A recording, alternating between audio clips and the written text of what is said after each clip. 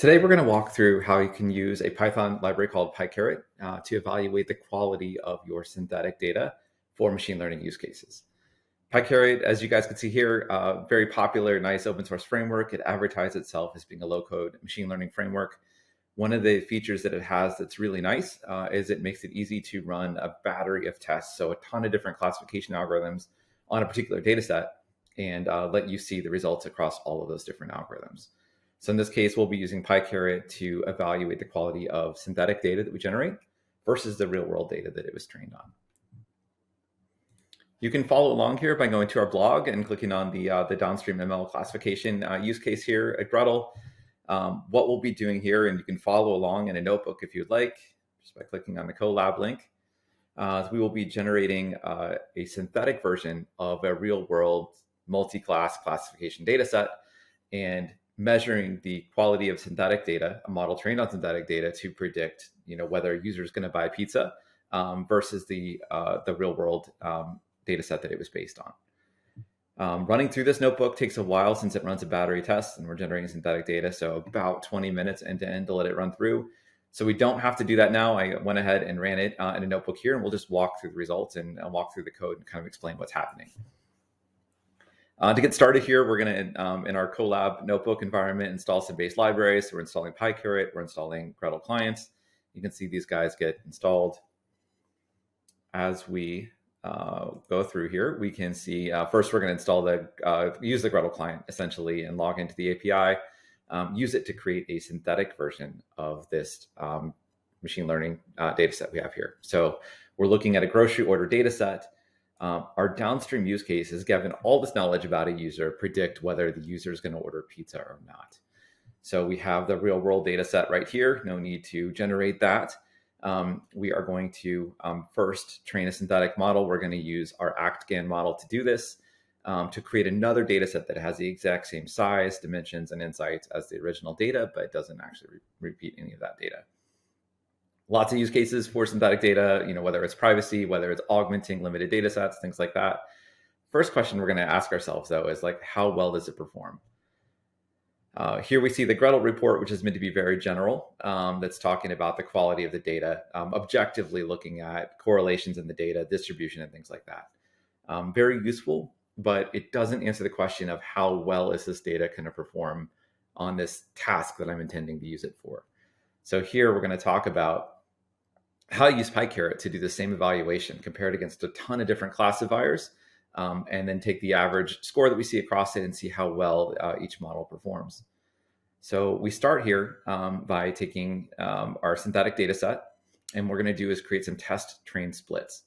What does that mean? So we're taking 100% of the real world grocery orders data set, and we're taking the synthetic data set. How do we compare these guys? So what we want to do is create a test set and a training set. The training set will be used to essentially train these different classifiers. Here we see a variety of different ones, from K nearest neighbor, random forest, essentially the classic data science classifiers here, and find out which model is going to work the best.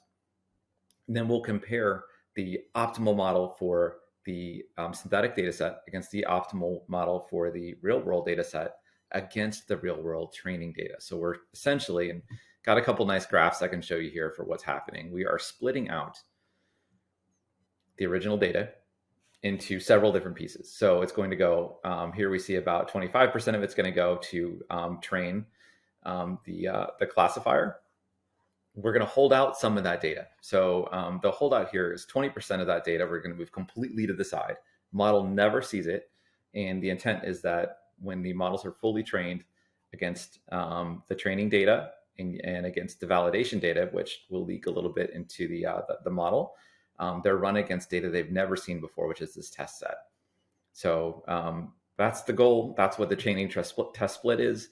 And then Pycaret does some really kind of fancy stuff for us as well. Essentially, it removes the need for us to have a validation set, which is another 5% loss of our data. And how it makes up for that is it uses something called folds. So we'll jump over right to the sklearn metrics here and kind of learn what a fold is. So here, once again, we see a roughly 20% test split, taking our training data, the entire data set from grocery orders, splitting out 20% and something that the model will never see, we used for final evaluation after the model's been trained.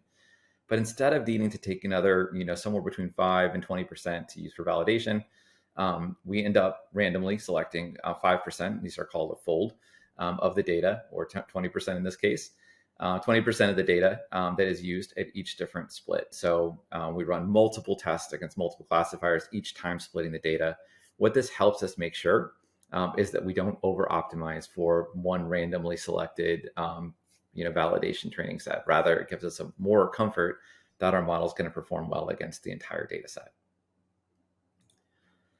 So jumping back here, the first thing we did is we ran a test on our synthetic training data. So this is the synthetic data set. How well did the classifiers do against the synthetic test set that we built? So we, using entirely synthetic data here, we got an accuracy of about 93% on the synthetic test set. Average for some of these top classifiers. The best result we got, as we can see here, is the k-nearest neighbors classifier. So that's the one we're going to use in the future. So we'll jump down a little bit and then run the same test, you'll see here, on the real world data. So on real world data against the real world test set, we see the k's nearest neighbors classifier here, so being split out again, we see it getting about 94%, so about a percentage point higher using the accuracy, the original training data versus original test split. Once again, k-nearest neighbors worked best for this data set above these other algorithms. There's a level of randomness. If you run this a few times, you might get different results, but usually these guys, random forest or k-nearest neighbors, are going to do very well in this data set. The next thing we're going to do is run our synthetic data. Now that we've picked our optimal model, you can see it here. We're going to run against the original test data. This is the 20% we split out. We never looked at, no model has seen it so far, and say how well does the model trained on our synthetic data algorithm using k-nearest neighbors perform on that data. So here we see the original results here. So 95%. So it actually did very well on the real world data, a little bit better than it did on the synthetic test data set. So exciting results here. Let's go ahead and take a look here. So we're going to go down, we're going to check again and see how the best model prediction did on using the real world data compares against the synthetic data. So 95.26% for the synthetic data. We're going to go down. Once again, we pick the best classifier. And this first example here, what did we run? Best algorithm against the original test data using the model that was trained on the original real world data, 95.16%. So actually, the synthetic data model here outperformed on the real world test set, outperformed the data that was trained on real world data. Lots of reasons why that could happen. Sometimes oversampling techniques work very well. You can use it to create additional examples. In this case, we created the same amount of data points for our synthetic test set as we had in the original real world test set. So it appears that the model recreated the data in a distribution that helped this model learn a little bit better, resulting in the synthetic data actually outperforming real world data on the real world test set by about 1 percentage point. We do a bunch of other tests here as well, but that kind of summarizes how you might run your own type of test. Essentially, take a real world data set, split it. So you have an 80% training data and you have 20% test data.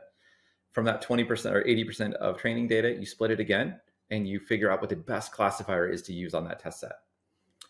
That data then trains a classifier that we run against the original real world test set, both for the synthetic version and the real world version of the training data. And we can compare the results. Often they are extremely close. We're using a deep learning GAN-based model here, so it's very good at learning and recreating the patterns in the data set. In this case, the synthetic data actually came out a little ahead of the real world data.